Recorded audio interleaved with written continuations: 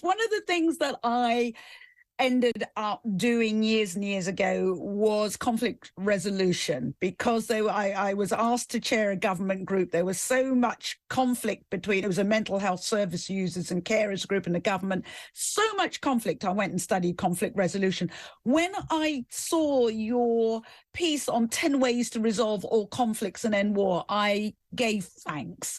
Common sense. It's not just about international wars, but how we can resolve conflict at home. What's going on in the world now where it's about war and people needing to be right and needing to sustain aggression in order to be right? So, Trisha, thank you for having me. We are in a very precarious situation right now where if these conflicts continue, which they have been there since medieval times, but if they continue with the modern capacities we have, including nuclear weapons, biological warfare, cyber warfare, we could end up with human extinction. So it's very important right now to understand what we call the epigenetics or the recycling of trauma. Everything begins with trauma, and trauma is a result of fear, obviously. Fear that you're separate, you're isolated, you're under threat, whether it's physical, psychological, emotional, or financial.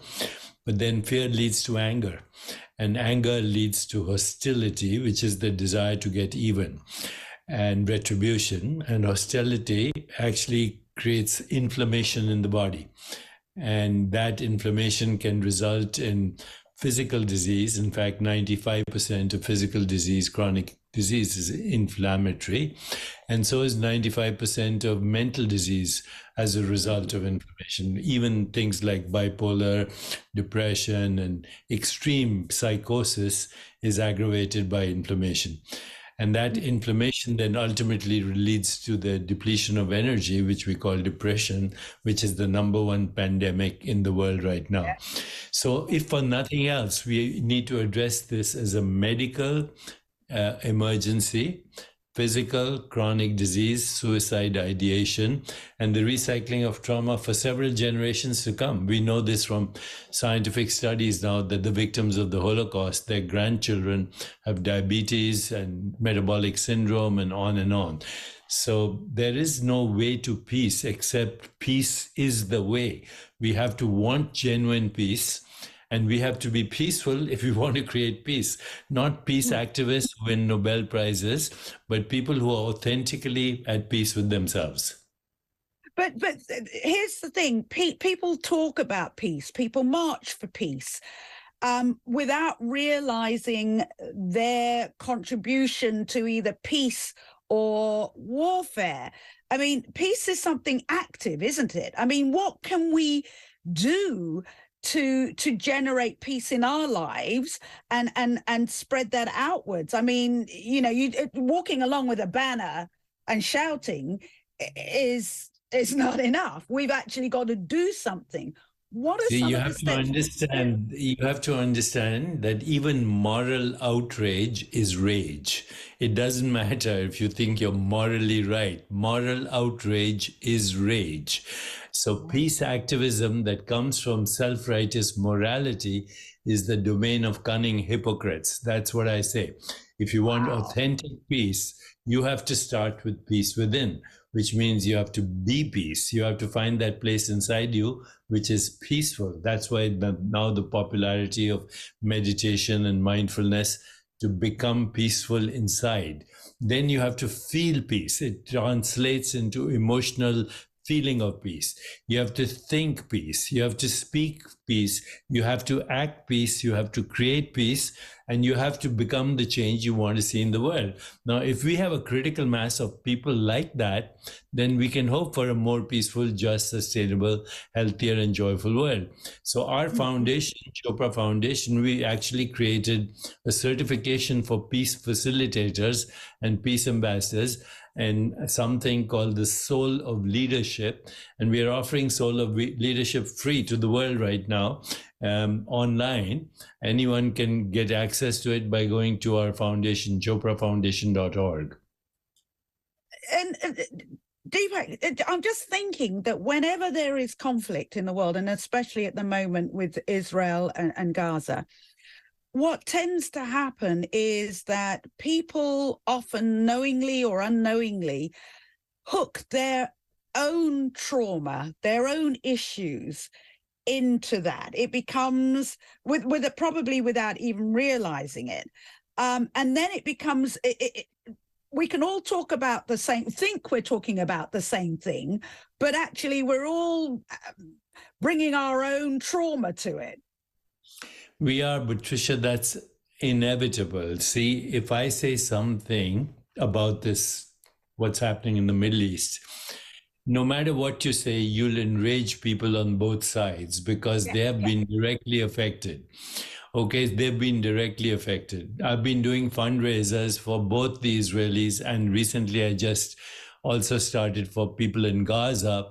But in spite of that, you get hate mail anyway because some people think you're favoring one side and not the other, and one is right and the other is wrong.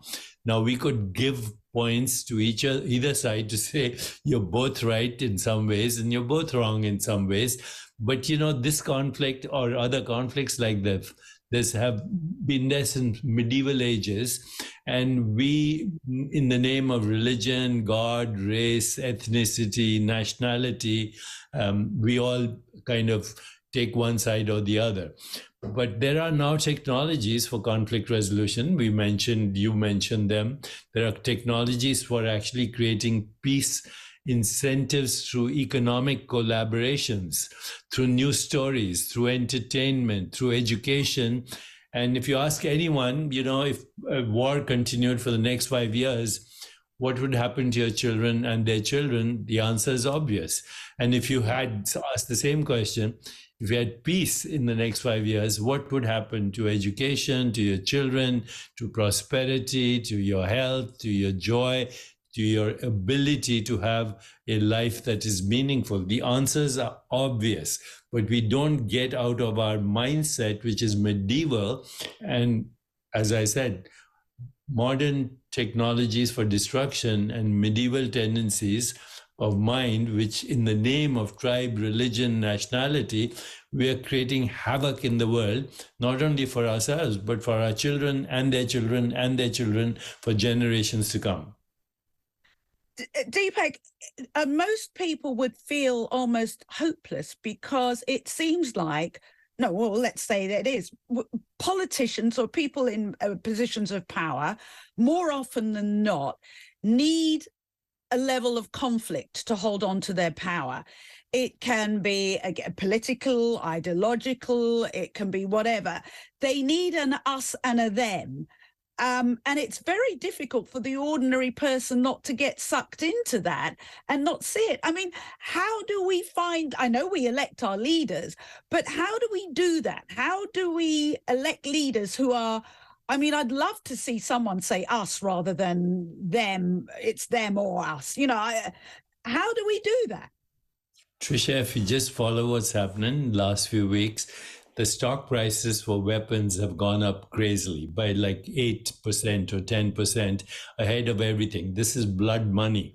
Okay, people are making money as a result of the killing of innocent children and people who have nothing to do on either side of the conflict. And the stock is going up. Leaders, I don't think we can trust anymore because every leader that we know, political, even in the business world, is more interested in power mongering, cronyism, corruption, and influence peddling, and you just have to follow the money. So we cannot depend on leaders, even corporate leaders or political leaders. Ultimately, this has to be a grassroots movement that reaches critical mass. And we are finding through our nonprofit, 2 days ago, I spoke at the United Nations on Peace is the Way. We spoke on mental well-being at the UN. Everybody is now geared to the fact that we have to do something. And it's not peace activism. We have to be peace inside. It starts with you. It starts with me. Then it extends to our family, to our community, our country, and the world. And it seems to be very idealistic, But that's what Mahatma Gandhi said. That's what Martin Luther King Jr. said.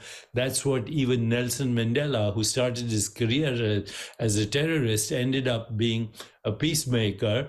And these were luminaries. But, you know, today we have the opportunity through technology. Technology is you and I are having this conversation, and hopefully many people are listening to it. But imagine if we took this technology and we created communities of peace and prosperity and conflict resolution and attention and affection and appreciation and gratitude, both online and offline. That would be a good use of technology instead of murder. Absolutely. Deepak, let's take it right back to families. Let's talk about conflict, because we talk about peace, and many of us can be, again, talking about peace internationally without making it happen within our own families. You talk about, I looked at your 10 points, de-escalate the concept of enemy. An enemy, so as long as you think of somebody as, and we talked about us and them, somebody as the enemy, that sets the stage for aggression and war, doesn't it? How do you reframe somebody as opposed to they're the enemy? How do you do that? I think by realizing that there are certain principles that are very important in resolving the conflict. Number one is attention, listen. Deep listening. We don't listen to each other. We interrupt each other all the time because we want to be right. So number one is attention, deep listening. Number two is affection, which means you actually care and you let the other person know that that you care. Number three is appreciation. Notice that even the people who are totally different from you have something unique to offer and a unique gift to offer, and you should look for that. Look for and appreciate the goodness in other people, notwithstanding that you think they're guilty of something else. And finally, what I call radical acceptance. You know, I have to accept everyone as they are to start, and that includes yourself, because we all have the divine and we all have the diabolical. There's no such thing as a perfect person. In fact, if you have ambiguity and paradox and contradiction, and you can see that conflict in yourself, you're ready to see the conflict in other people and forgive them. Forgive them not because you think they deserve forgiveness. Forgive them because you deserve peace. Oh, that's very powerful, because holding on to the idea of an enemy and somebody who's wronged you, the person you damage the most is yourself. That person doesn't know what you think about them. You say refrain from belligerence. Talk to me about that. But there's a lot of belligerence in this world now. The perfect example was when the US invaded Iraq, and President Bush Jr. said, either you're with us or you're not with us. Belligerence simply means lack of emotional intelligence. You're not in touch with yourself and your feelings. You're not in touch with the other person's feelings. You have no empathy, which means you don't feel what other people feel. You have no compassion, which means you don't have the desire to alleviate suffering either for yourself or for the other. And there's no love. And, you know, when that is absent and belligerence takes over, it recycles as belligerence from the other side. It's total lack of emotional intelligence. You have to ask, what am I feeling? What am I feeling? What am I observing? What do I need? And how do I express my needs, even though I expose my vulnerability? And then you have to ask the other person, what are you observing? What are you feeling? What do you need? How can I help you? And you start with that. And this is called conscious communication or nonviolent communication. There was an expert on this, Marshall Rosenberg, who solved many conflicts just through conscious communication. But we're not communicating consciously. It's either, China versus the US, or the Ukraine versus Russia, Israel versus Gaza. It's just crazy at the moment. And money being behind a lot of it. Revenge is a great driver. That's not a word that I've heard used a lot in the current conflicts. But to me, and I try not to, I misquote Simone de Beauvoir when she said the world is the work of men. They see it from their own point of view, which they confuse with the absolute truth. So I'm trying not to confuse my opinion with the absolute truth. But revenge seems to be so much of a driver of policy or of country policy in our own lives. Whether we say the word out loud or not, it always seems to me that it's often lurking in the background. So revenge is what people, very conveniently call it justice, and then it seems fine. When you use the word justice, then you justify revenge, which is hostility. Now, hostility is different than anger. Anger is the release of trauma, and if you express it and move on, you're okay. But revenge is hostility, the desire to get even. It's the most inflammatory emotion you can have for yourself. In fact, hostility is the number one emotional reason for premature death from heart disease. And hostility causes inflammation, which is connected to almost every disease, including autoimmune illnesses, accelerated aging, cognitive decline, and on that. If for nothing else, get rid of the idea of revenge in the name of justice for your own sake, for your own mental well-being and your own physical well-being. And instead of, I don't even like the word hope, because hope suggests, it's an oxymoron. When you say hope, you imply despair. We don't need hope. We need creative solutions right now.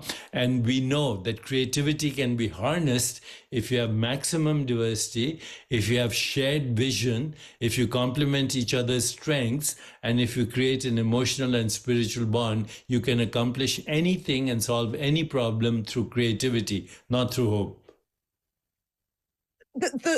I'm just thinking, and I feel like I'm saying, but power is a very heady elixir, isn't it? And wanting to hold on to power. And again, it can be political, it can be a corporation, but it's so many good people are corrupted by it. They then start making decisions and choices and edicts based on wanting to stay in power, doing anything to stay in power. That again is destructive, not just for that person, but everyone around them. Power is, once people have power, that's when they get really scary. So there are two kinds of power. One is called agency power, and the other is called self-power. Agency power comes from money, from title, from being the president, political or a corporate, and it only lasts as long as you have the agency. Once the agency is gone, you're done. Self-power is something nobody can take away from you. It comes when you're immune to criticism, but also from flattery. It comes when you're fearless. It comes when you feel beneath no one and superior to no one. But it also comes when you have politeness, deferential attitude, good manners, and just plain good behavior, as our grandmother used to tell us. So when you act with respect and deference and politeness, and you are immune to criticism, and you cultivate compassion and joy, that's true power, which nobody can ever take away from you. Oh, we wish we could attain that. Here's something. Do you think, and it's something that's come up in discussions when I've talked with other guests about conflict. A wonderful gentleman I spoke to last week who was delivered babies, Palestinian, delivered Israeli babies, and has talked about peace, lost many members of his family, but still talks about peace and building bridges. And one of the things he said right at the end of my interview was he thought that if women, he thought of war being the currency of men, and that with more women in higher positions, it would help diminish that prospect. What are your thoughts on that? I agree to some extent, although there have been exceptions. Margaret Thatcher went to I was going to war. say with Falklands War. Elizabeth the First went to war. So, I don't think we need that kind of feminine power, but there is something called the divine feminine. And, that is true power, but it also comes from compassion and it comes from it comes from a deeper sense of being and self. And so I do think we need to harness the divine feminine as we move forward. If we had, politicians and corporate leaders with more on the feminine side and the attitudes of cultivating beauty and affection and tenderness and healing, what is embodied in our mothers, then I think we could have a new era of leadership as well. And I think we need it desperately right now.